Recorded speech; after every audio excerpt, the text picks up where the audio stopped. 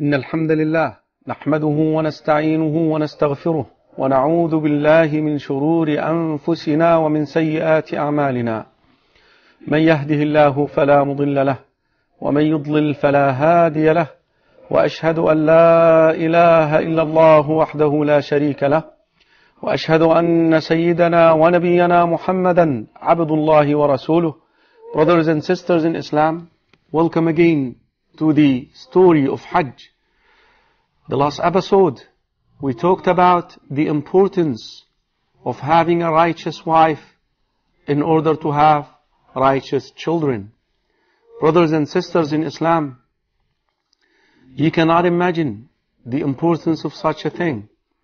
Last episode we showed you through the story of Ibrahim and Sarah, the righteous wife to Ibrahim alayhi salam, in the land of the oppressor, when his wife Sarah was taken by the oppressor to basically rape her. And look at her righteousness and piety.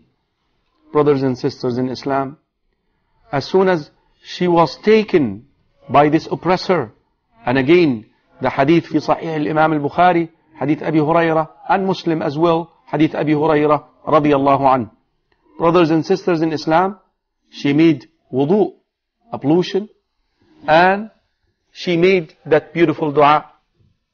Oh Allah, you know that I believe in you, and I followed your messenger, and I'm keeping myself chaste. I have a husband.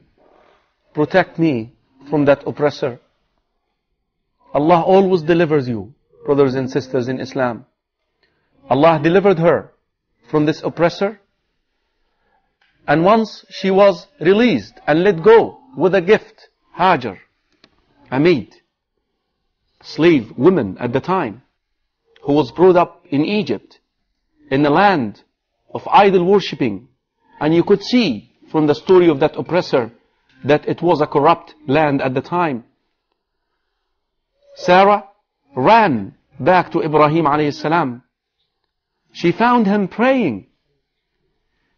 She was so excited to share with him the news that she was saved. أَلَمْ تَعْلَمْ أَنَّ اللَّهَ رَدَّ كَيْدَ الْكَافِرِ وَأَخْدَمَ وَلِيدَهُ.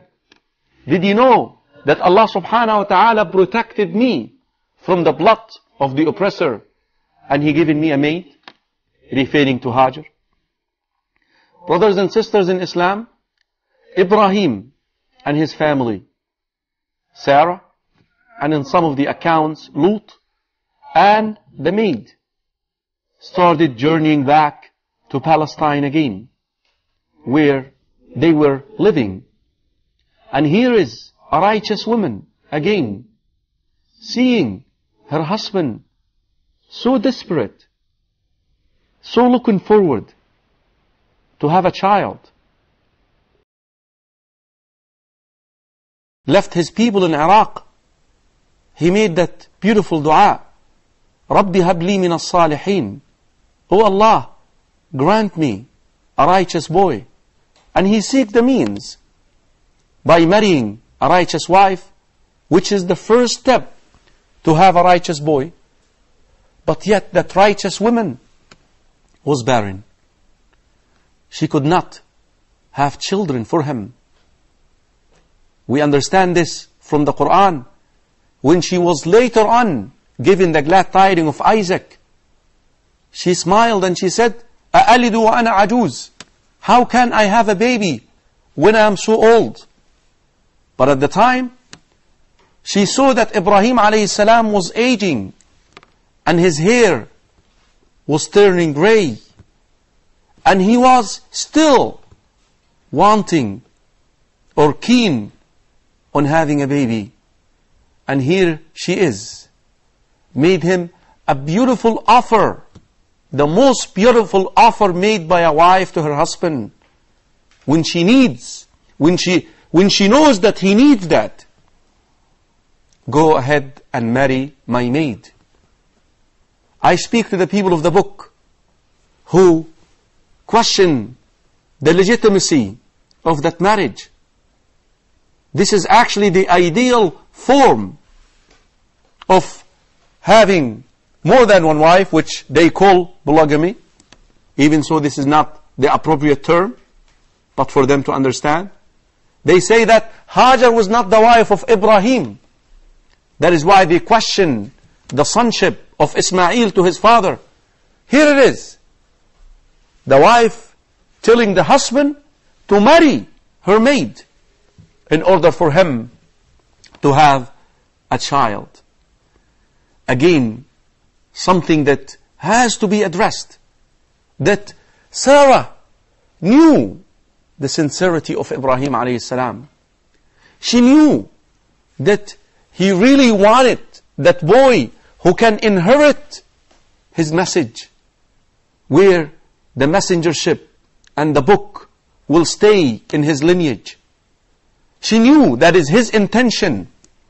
It was not about a desire of just having more than one woman in his life. No. Again, I remind you, brothers and sisters in Islam, with the main problem in the ummah right now, is the majority of us do not know why do we marry. Brothers and sisters in Islam, marriage is the only and the most appropriate avenue of bringing another believing generation into this earth to carry on the banner of Islam.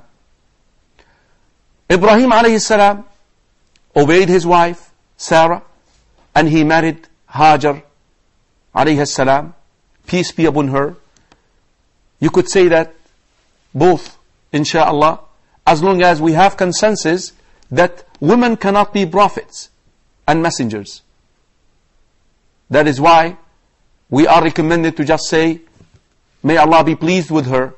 But as long as you know that even if we say peace be upon her, that this does not elevate her to be a prophet, then we're okay. Brothers and sisters in Islam, Hajar immediately had a baby, had a child for Ibrahim alayhi salam. Here is Allah subhanahu wa ta'ala answered his dua. Remember, if you are in Hajj, don't you abandon making dua. You are in the house of Allah subhanahu wa ta'ala. And whatever you ask, Allah will give to you. But in Allah's terms, not in your terms. You see, Ibrahim alayhi salam made that dua a long time ago. But Allah subhanahu wa ta'ala delivered it to him now. And Allah subhanahu wa ta'ala made the means available for it to happen.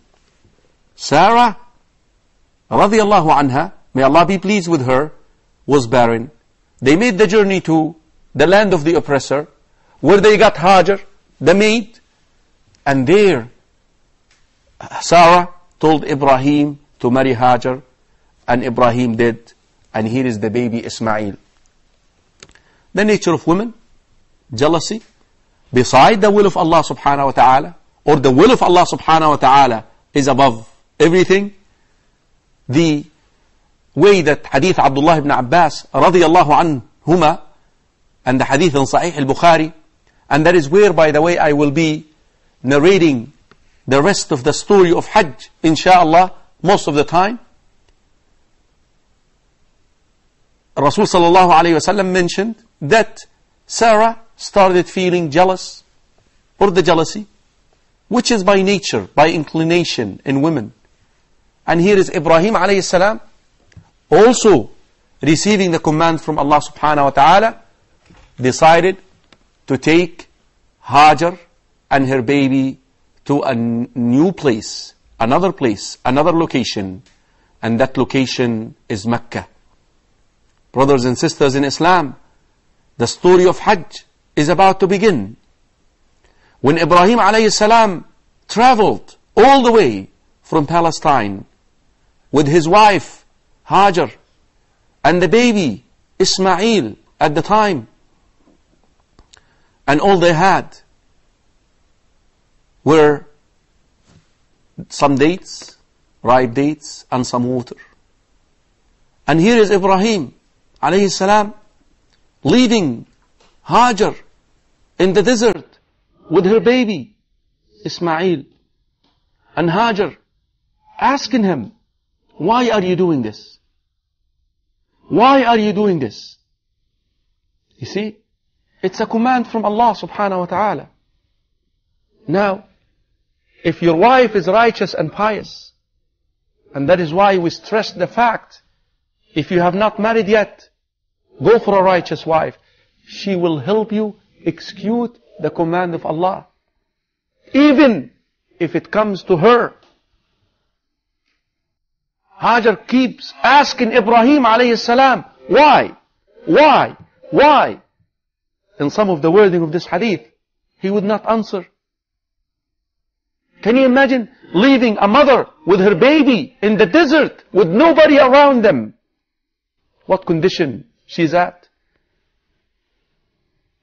What really strikes and amazes you and me is just remember where this woman was brought up. In an environment of shirk, an environment of disbelief. Remember, they got Hajar from the land of the oppressor.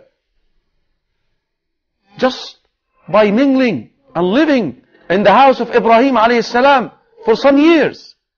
Look at the amount of faith she developed in that answer, in that comment that she made to the answer of Ibrahim alayhi salam. After Ibrahim refrained from answering her in some of the wording of the hadith, she then told her, did Allah subhanahu wa ta'ala command you to do this? Allahu amaraka bihada?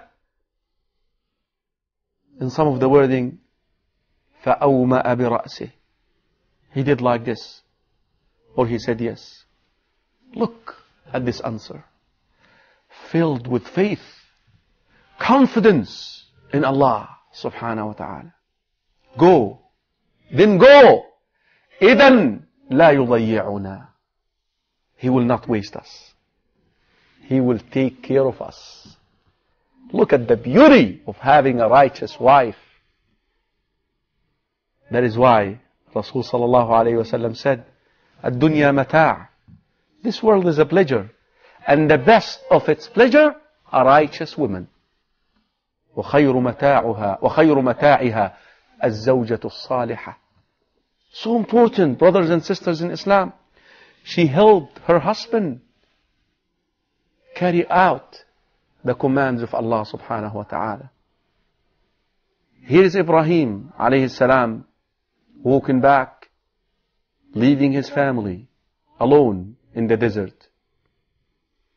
But did he really leave them alone? Let's find out the next episode of the story of Hajj. How Ibrahim alayhi salam again helped his family, even while he's abandoning them in the desert, alone, by themselves. Till the next episode of the story of Hajj. Assalamu alaikum wa rahmatullahi wa barakatuh.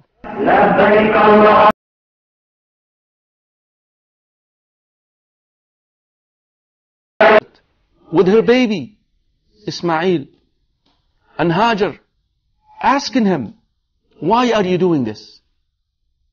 Why are you doing this? You see, it's a command from Allah subhanahu wa ta'ala.